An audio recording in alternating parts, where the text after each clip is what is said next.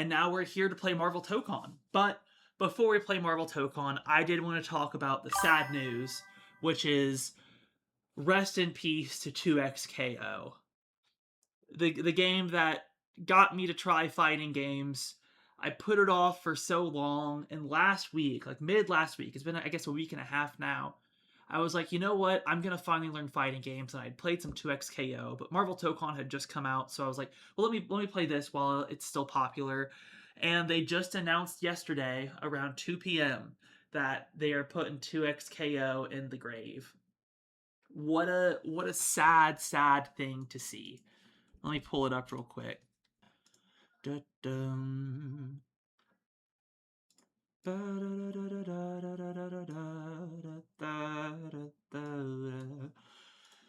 2XKO active development will end in December.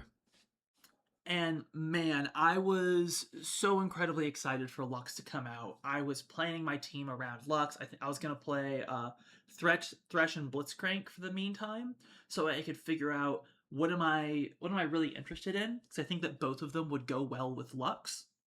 And then I was gonna take the game super seriously. I thought I was gonna have like a whole training arc playing ooh, piece of something stuck in my knee because I'm kneeling on the floor right now, so you don't hear the creak creak creak from my chair. But I was so excited, and um, now I don't even know if I'm gonna play, because if the game's dead, like, do I? I will log on just to see it. I will log on, I'll try Lux, but realistically, how many people are going to be online? How much of a match am I going to be able to get? It's uh it's a sad thing to see. I think that 2XKO deserves so much better. It the name, I think I know that a lot of people don't like the name. I'm in 100% agreement, and I think that it was genuinely one of the largest factors that stopped people from getting into it. Because so many people in the fighting game community are talking about features in the game that they didn't think were so super attractive to the fighting game community. But their goal with this initially was, how do we get the League player base to play 2XKO?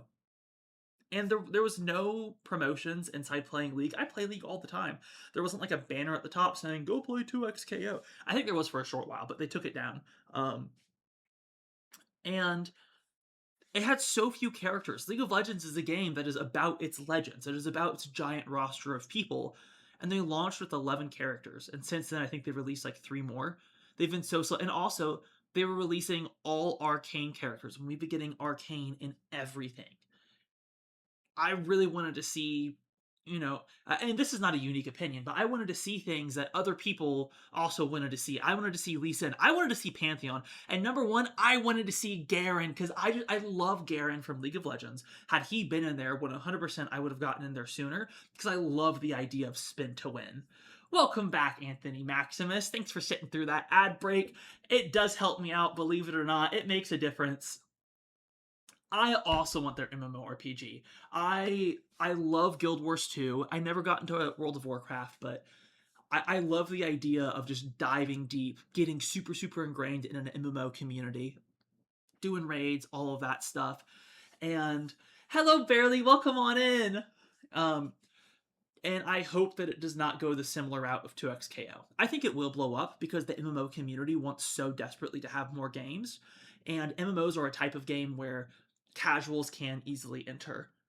Versus 2XKO, there's no casual support. Like, there on launch, there was no single player. Like, whenever I logged in, I could play against other players that already knew fighting games and would beat my ass. I think they could have had a special queue for like your first 50 matches. If you've never played a fighting game before, you are only paired up against other people that haven't played other fighting games. They do an incredibly similar thing in League, where whenever you first start off, you're getting destroyed, and it's like, okay, you're obviously not a Smurf if you made a new account, so we're going to match you against other bad players so you can learn the game. And the Smurfs are very quickly elevated out of that level. I know, because I have like 9 accounts.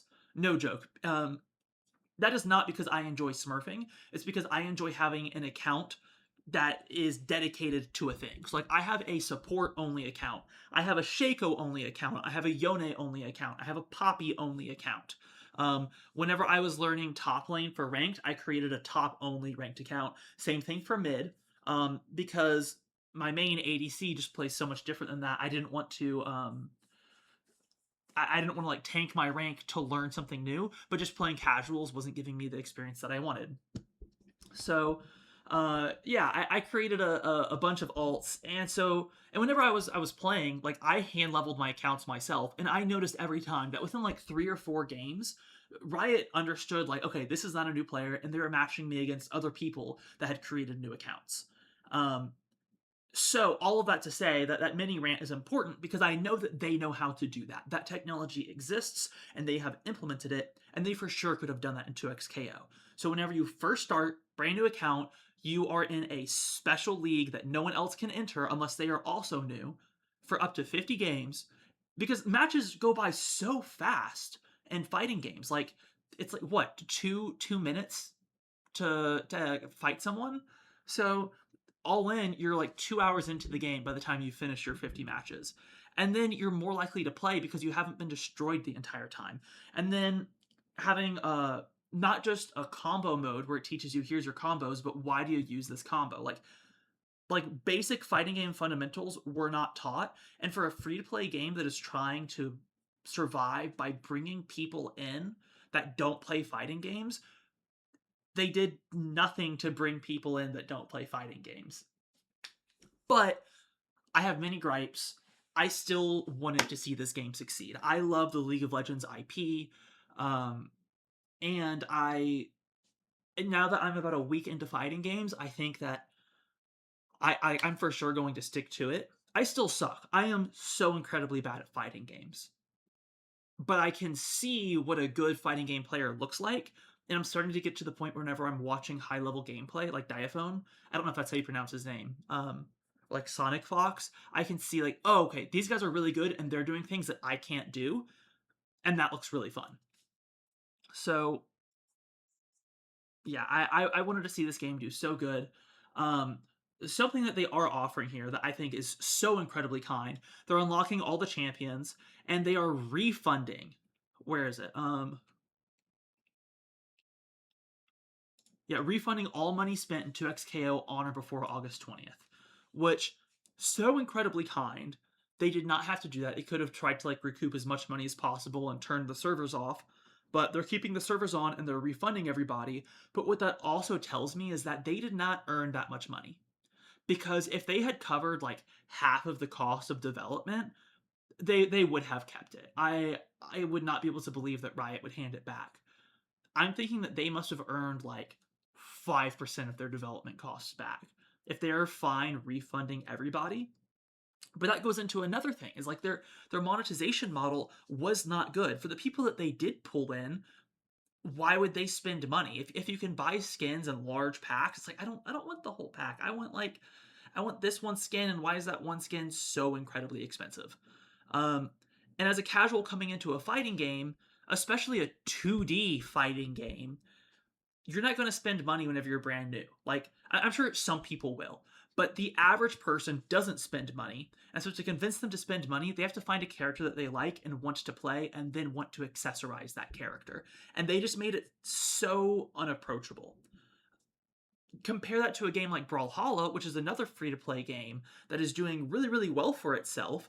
They're selling a bunch of cosmetics. They're constantly like selling optional stuff to people, is because platform fighters are so much easier to get into. Like whenever I launched Brawlhalla and I started playing, hello Hush, welcome on in. We're talking about the death of 2xKO.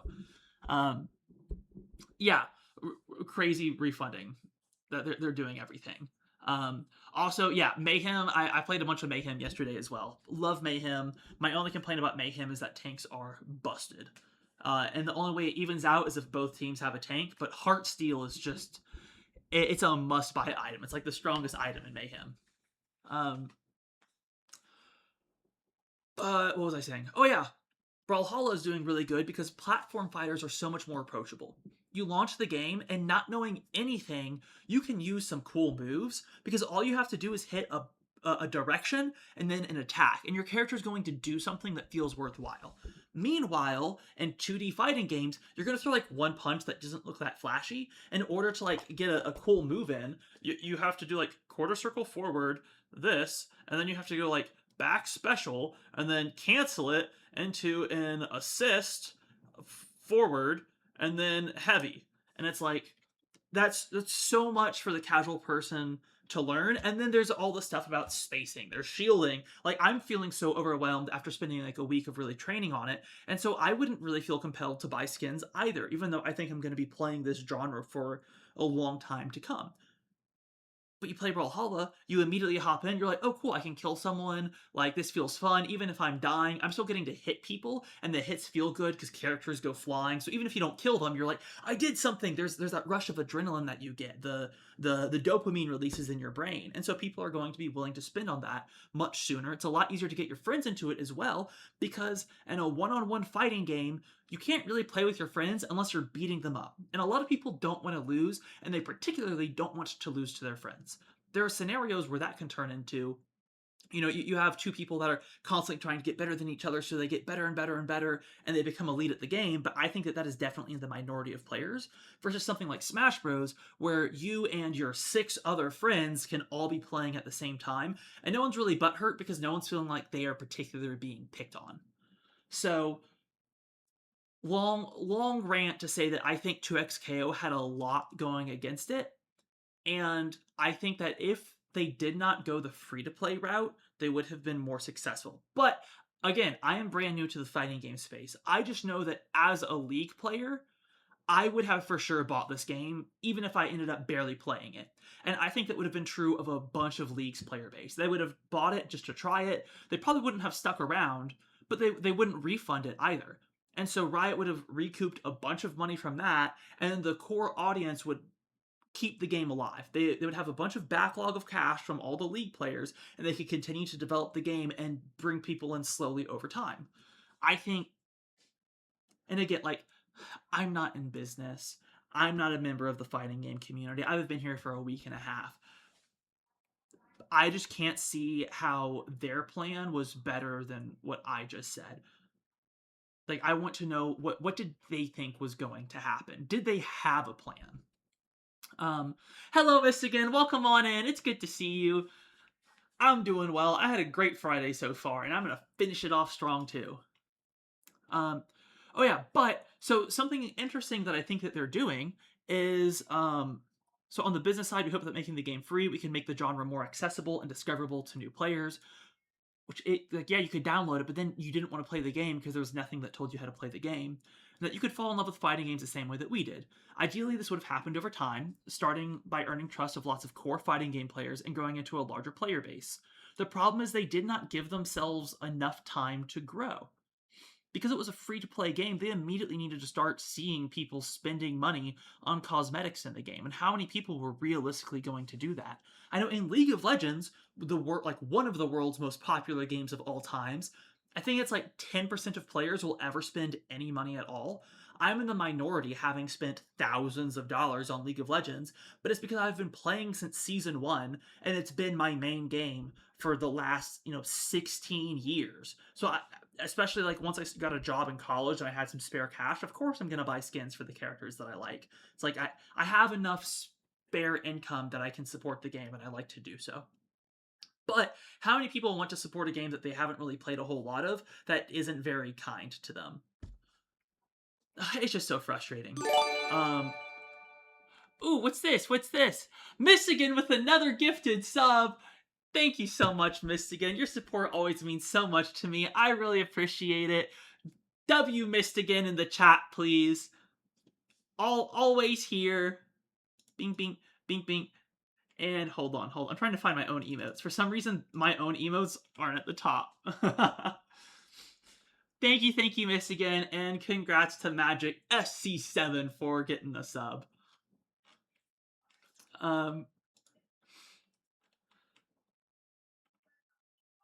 Okay, where was the next bit that I wanted to talk about? Why end active development? We evaluated the game's overall performance, not just revenue, but retention, new players, and engagement through 2026.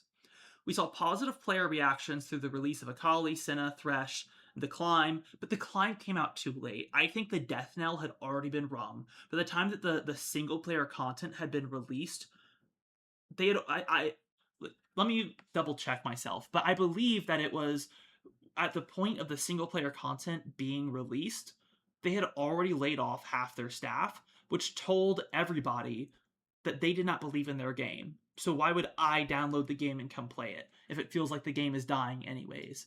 It felt so wrong. So let me see. The Climb 2XKO release date. Released June 9th. Oh, that was super recent. 2XKO layoffs. Yeah, 6 months ago. So yeah, this only came out 2 months ago versus the layoffs that happened 6 months ago. It was far too late. The death bell had already been rung. And so yeah, you're not going to see any meaningful changes. And also, like, I stay caught up with League of Legends. I stay caught up with Riot Games. I did not know that they had added a PvE mode until I downloaded the game last week. I think that they had already given up and were convincing themselves that they were trying. Um, what's next? So this is the part that I do kind of appreciate. Wait, I spent 93 days on League. I took a break for 2 years, which sucks because that's when they allowed us to go past level 30. But I remember joining League when Thresh was released. I love Thresh, man. Thresh is my OG main. What's funny is I have not played support since like season 5 or 6. So way over half the game's life cycle now. And Thresh is still my highest mastery champion because I just played so damn much of him. And now that I'm an ADC main, the ADCs are catching up, but they're still a good like 100,000 mastery behind. It also helps that I like my mastery is spread out across like all of the ADCs because I like having a wide champion pool. I'll just get bored of champions if I keep playing them. But yeah, I love Thresh. What a cool champion. The thematic's great. He's so useful. His hook is awesome. His lantern, one, is very thematic, and then two, feels good to play in game. Except whenever your ally flashes and you're like, the lantern was right there, just freaking click it. But anyways, so we're I'm trying to. Here we go. So this part I think is really interesting because I think that this is pseudo what they should have started with. We're adding a purchasable bundle of nearly all 2XKO cosmetic content for roughly $40 USD.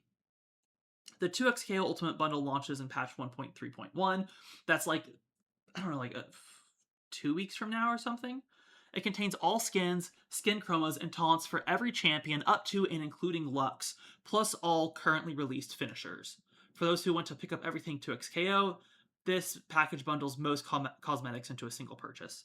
So, I think that this is wonderful. Like, realistically, I think I might buy this. Like, if I come back to the game whenever Lux is released and I'm enjoying playing her, and there are other people still online playing, I'll likely pick this up. I can afford $40. That's effectively like a fighting game, like a normal fighting game cost. But why didn't they just charge $40 to start with?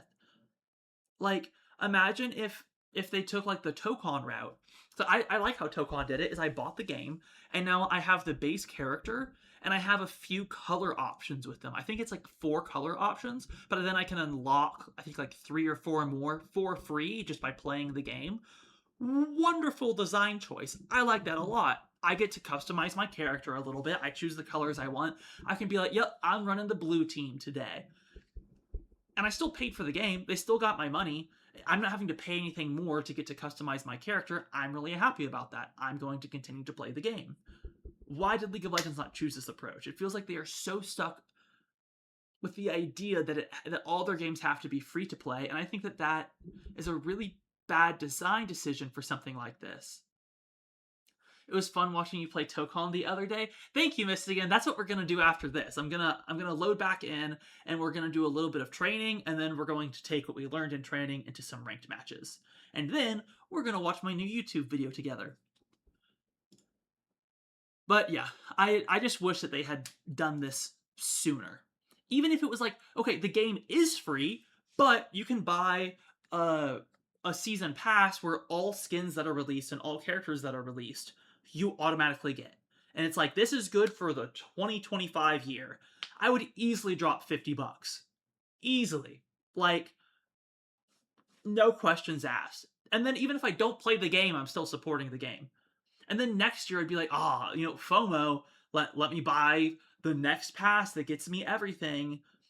Or it could be like it gets you all like regular skins, like this excludes legendary skins or event skins. Great. Ghost Rider for the win. That's right. That's what we're learning today.